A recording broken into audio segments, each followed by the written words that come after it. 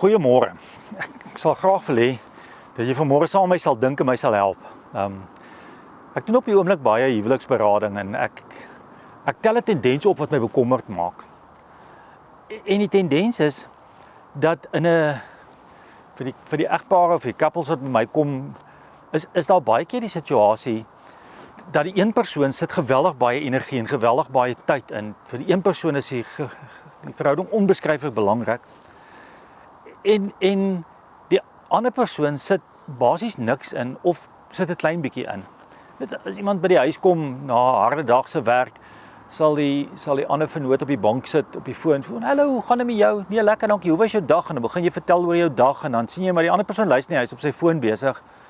Dan stap jy nou maar kombuis toe en jy begin kos maak. En as jy nou klaar kos gemaak het, dan dek jy net maar die tafel.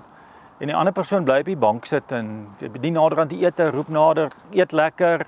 Maar terwyl jy eet, elke keer as daar 'n boodskapie inkom, dan is hierdie persoon op die foon. Daar's geen betekenisvolle gesprekke nie. Daar's geen betekenisvolle kontak nie. En dan na ete staan jy nou maar op en jy was die skottel goed en die ander een sit voor die televisie en as jy gaan slaap, gee die ander jou soen op die wang, draai om met sy rug na jou toe en raak aan die slaap, jy weet.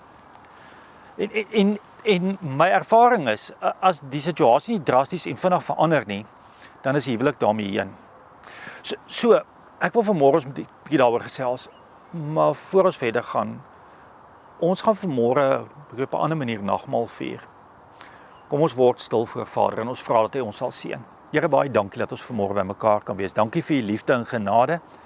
Dankie vir die insig wat ons uit die woord uitkry. Praat asseblief met my uit Psalm 23 vanmôre en wys vir my. Dankie dat ons dit vir u kan vra. Amen. So die groot vraag is, hoe lyk die terapie in so 'n verhouding? En wat is die fout? En onmiddellik dan kyk mens van die kant af en sê, maar wie daai een wat min aandag gee, hy moet net meer aandag gee. En dis nie die fout nie, dis nie die oplossing nie. Want die probleem is, as mens daai persoon wat min aandag gee, forceer en dreig met egskeiding of wat ook al, om meer aandag te gee, dan doen dit. Maar ons weet, binne 6 weke is geforseerde gedrag uitgedien, dan is ons maar net weer waar ons was. So dis nie 'n oplossing vir daai persoon sê, probeer net beter nie. So die metode wat mens gebruik is, mens vra vir die persoon, mens begin met terapie, en die eerste en die belangrikste ding van terapie is, dat mens die persoon wat min aandag gee, lei tot selfinsig. Van die persoon wat min aandag gee, sien niks fout met dit wat gebeur nie. Trouwens, dis maar normaal, dit was altyd so. Hulle sien nie hulle aandeel in 'n verhouding wat agteruit gaan en besig is om te ontbind of af te breek nie.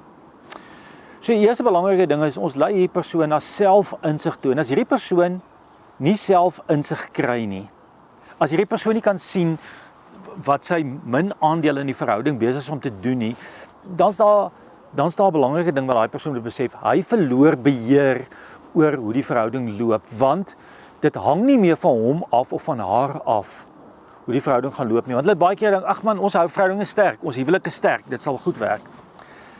Maar hulle gee totaal en al beheer oor aan die een wat al die moeite doen. Want daai een wat al die moeite doen, kan dan besluit hy gaan vir die res van sy lewe moeite doen en hy wil met die ander een se afwesige teenwoordigheid gaan hy vrede maak, of die persoon sê ek kan nie so lewe nie, ek kan nie in so huwelik wees nie, ek stap weg. Die belangrikste ding wat moet gebeur is, dat die persoon wat min aandag gee, 'n betekenisvolle teenwoordigheid ontwikkel. Sy daar wees moet substans kry, moet belangrik word, dit moet betekenis hê, dit moet waarde hê, van ek is besig om weer in hierdie verhouding in te sit. Hierdie betekenisvolle teenwoordigheid of betekenisvolle daar wees, is vir alle verhoudings belangrik. Nou is my vraag vir jou, jy weet, ons vier vanmôre nagmaal. En vir die afgelope jaar, ons 3 nagmaal, eintlik 4 nagmaal, nie 3 nagmale al gehad, ons het nou die 5de nagmaal vir die jaar. Met elkeen van hierdie 4 nagmale, het ons aan die tafel gaan aansit van die Here, en ons het vir die Here gesê, ag Here, vergewe my asseblief. So jy vra, en die Here moet gee. En dit is mooi om vir die Here te vra, vergewe my, daar's niks klagtes nie, op dieselfde manier as wat as wat ouens met wie die verhoudinge swaar gaan, die een wat min aandag gee vir die ander wat meer aandag gee, sê vergewe my asseblief. Maar die vergifnis word gegee, maar die vraag om te vergewe beteken niks as jy nie weer recommit nie. As jy nie by die punt kom om te sê maar ek moet betekenis aandag gee in hierdie verhouding nie. Want dit beteken hierdie jammer sê niks. Ons sit by die nagmaaltafel, ons vra vir die Here seën my asseblief. En wat beteken dit? Ons vra vir die Here, ag Here, gee asseblief vir my gesondheid, gee vir my gemak, gee vir my welvaart, gee vir my alles, laat ek net nog meer onafhanklik van U kan lewe. En dis is nie verhouding waar dit nie goed gaan in die verhouding nie. En die een sit niks in die verhouding nie en bly geld vra vir die een wat geweldig baie in die verhouding insit. Want ek het nou weer die geld nodig om my hare of my naels of wat ook al, my kar se bande te vervang of wat ook al die geval mag wees. So die vraag wat ek vanmôre vir myself vra, hoe committed is jy aan die Here? In jou verhouding met die Here, wie is die een wat meeste tyd en energie insit? Nou, moet my nie verkeerd verstaan nie. Ek sê nie vir mense wat in huweliksprobleme is, waar die een min aandag gee, hoor jy nou moet jy ophou werk en jy moet elke dag in die ander se oë kyk en die ander en allerlei goed doen nie. Jy gaan aan met jou lewe, maar jy skep geleenthede van betekenis. Jy skep 'n geleentheid om nie op jou foon besig te wees as die ander by die huis kom nie. Jy skep 'n geleentheid om self op te staan om kos te maak. As die ander wat hard werk by die huis kom, dat daar klaar kos is. Dat jy 'n lekker bord kos kan neersit op die tafel en aan die persoon se skouer kan vat en sê maar verskriklik dankie vir jou harde werk. Dankie dat jy vir ons so mooi versorg. Dat mense aan die tafel gaan sit en dat mense 'n betekenisvolle gesprek gaan hê. My vraag is, doen ons dit met die Here? Of is ons die een in die verhouding wat die hele tyd op ons selfoon is? En ek wil Psalm 23 vanmôre gebruik. En dis 'n Psalm wat ons baie goed ken om hierdie balans te kyk, want ek wil oor 3 goed praat. Ek wil nie die oorkoepelende ding is betekenisvolle daar wees, dat daar waarde is in jou teenwoordigheid. Maar ek wil vanmôre oor 3 elemente praat waarvan Psalm 23 praat. En die eerste een is betekenisvolle gasvryheid. En as ons Psalm 23 gaan lees, dan sê die laaste gedeelte, en ons weet nou Psalm 23 is hierdie ongelooflike Psalm. En party teoloë sê Psalm 23 werk dat die eerste gedeelte fokus op Dawid se skaapwagterstydperk en hoe dat hy die Here se hand in sy skaapwagterstyd insien toe hy beere en leeu's verslaan het, toe hy vir Goliat verslaan het in sy skaapwagterstydperk. Die tweede gedeelte gaan oor Dawid se vroeë koningskaptydperk. En dis daai ding van die dal van doodskaduwee gaan in waar Dawid se lewe bedreig word deur Saul en deur wie ook al Saul se agente. En hierdie hele proses wat gebeur, en dan die derde een, Dawid sluit, by die tweede gedeelte, sluit hy af, hy sê, ek sal nie bang wees nie, want U is by my, in die hande is ek veilig. En dan gaan Dawid na sy paleistydperk, toe hy koning gewees het, en het met hom goed gegaan het in die paleis. En hy sien hoe dat hy eregaste ontvang het, wat hy in feesmale gedoen het, en hy maak onmiddellik van daai tydperk van sy lewe, die koneksie wat die Here met hom gehad het in daai tyd. En dis oor hierdie derde koneksie wat ek wil praat. Hy begin en dan praat hy oor die hemel met die bril van sy eie paleis. En dis 'n belangrike ding wat ons moet verstaan. En dan sê hy, eendag as ek doodgaan, eendag as ek in die hemel kom, U laat my by 'n feesmaal aansit. Met ander woorde, die prentjie wat mens kry, is Dawid se by 'n verskriklike banket aan, waar daar baie kos is, soos 'n luukse troue. En waar daar baie gaste is. En hy sê terwyl my vyande toe kyk, terwyl my teenstanders toe kyk. Die Engelse Bybel vertaal dit met vyande of ja, jou vyande. En dit beteken, jy sit aan hierdie tafel waar niks aan jou kan raak nie. Die vyande wat jou so bedreig, sit daar by tafel 15, 16 by die kindertafel. Hulle kan niks aan jou doen nie. En dan gaan hy sê, U ontvang my as 'n eregas. Nou, ek wil gou vir jou vra, kan jy onthou die tye toe jy al 'n eregas was? Ek onthou ek was so jong dominee in Kwalerina aan. Die mense het baie na my gekyk soos hulle nou na my jong kollega Dion kyk. En toe word ek genooi om te gaan praat by 'n verskriklike groot vroue tee in Pretoria. Belangrik. En die tema was ek het pastorale werk gedoen by noodgevalle by Universiteitshospitaal in Bloemfontein. En die tema was ek moet besluit kom praat het van wat is 'n pastorale terapeut se rol in in 'n noodgevalle situasie en ek onthou ek het daar aangekom. En almal het gedink ek sien kat se snorbare want hulle het nie van 'n ander ou geweet wat dit kan doen nie, maar ek het ook gedink ek sien kat se snore. En dit was so 'n ongelooflike belewenis. Soos jy jouself kan indink hoe jy sal voel as jy in die hemel arriveer en die Here het vir jou 'n feesmaal voorberei, nie vir jou nie, ter ere van jou. Jy's die eregas. Almal wat daar is daar ter wille van jou, terwyl jou teenstanders toe kyk. En dis die probleem. Ek wil na my verhouding met die Here kyk waar ek in die eregasposisie bly. Soos die mooi meisie wat met 'n lelike ouetjie uitgaan. Die lelike ouetjie dans na 'n pyp. Hy doen alles wat hy kan dat hy vir die ouens kan wys, kyk 'n mooi meisie het ek. En die mooi meisie weet dit en sy byt hom uit so ver as wat sy kan. Is jy hierdie mooi meisie, is jy hierdie eregas wat in die hemel wil sit en die Here wil uitbyt vir alles wat daar is? En jy sal jou eregasposisie met hand en tand beskerm. Met ander woorde, jy gaan die heeltyd aan die ontvangkant by. God sal die heeltyd vir jou gee en God moet tevrede wees met die min wat jy teruggee. Want jy is mos die eregas. God kan nie anders as om lief te wees vir jou nie. Jy's so oulik. Sies. Dit het nodig geword dat ons met hierdie nagmaal onsself begin insit en onsself van ons eie troon afhaal en vir onsself sê, ek was lank genoeg eregas. Ek moet nou gasheer word saam met Christus en die tafel oorlaai met 'n banket, moeite maak met kos wat ek maak, ongelooflik moeite maak met 'n volgende eregas wat in die koninkryk inkom.